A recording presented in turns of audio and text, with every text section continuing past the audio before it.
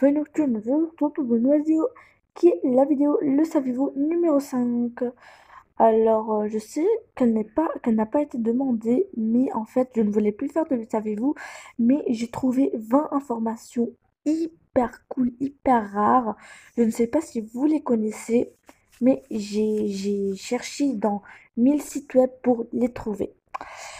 Alors, il y en aurait encore, si vous voulez, un Le Saviez-vous numéro 6 où je ferai les autres questions. Alors, j'ai trouvé 20 questions, je veux dire 20, bah, Le Saviez-vous, et je vais dire maintenant 10. Et si vous voulez un Le Saviez-vous numéro 6, je le ferai avec grand plaisir.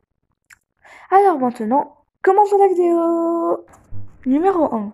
Dans le cycle 6, pluie de pétales et cœur d'épines vont avoir 4 petits. Petite prune, petit aigle, petite tige et petit coquillage. Numéro 2. Étoile du vent est le premier chef à avoir reçu ses 9 vies. Numéro 3. Si Paul l'écureuil a une patte blanche, alors c'est pas parce que son oncle est Fléau, et non, alors si c'est un rapport avec Fléau, mais c'est pas ce que je vous ai dit. Alors si Paul l'écureuil a une patte blanche, c'est parce qu'elle a le comportement qu'aurait eu Fléau s'il avait été heureux. Numéro 4. Œil de G, Pelage de Lion et Feuille de Houx ont tous eu une compagne ou un compagnon spécial. Par exemple, Œil de G est tombé amoureux de 2001, une chatte des temps révolus. Pelage de Lion est tombé amoureux de Cœur Cendré, la réincarnation de Miso Cendré. Et Feuille de Houx est tombée amoureuse de Feuille Morte, un chat mort dans les tunnels. Maintenant, numéro 5. Étoile du Soleil a été le mentor d'Étoile Bleue.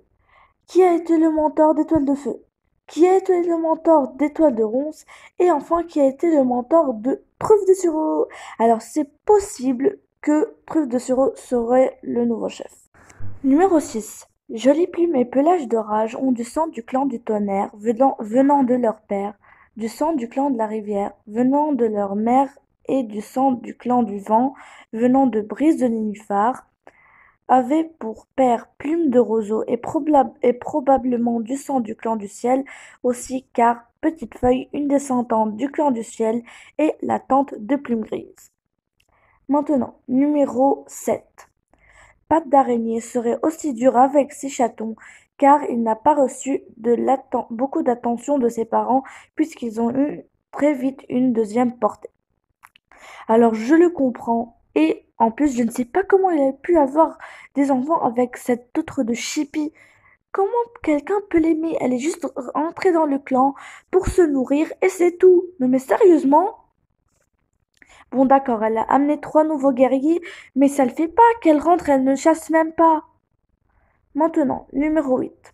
Au départ, Plume Grise préférait largement Jolie Plume à Pelage d'Orage, car elle ressemblait à sa mère, mais quand elle est morte, il s'est rendu compte qu'ils comptaient tous les deux autant. Ça veut dire Pelage d'Orage et Jolie Plume comptaient tous les deux. Alors numéro 9. Plume de Faucon a suivi Étoile du Tigre pour rendre au moins un de ses parents fier de lui. Alors c'est pour ça que Plume de Faucon est mon deuxième méchant favori. Alors le premier c'est bien sûr mon petit Fléau.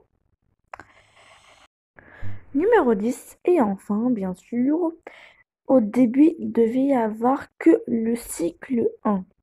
Non mais c'est pas du tout beau en fait, non mais sérieusement, que le cycle 1.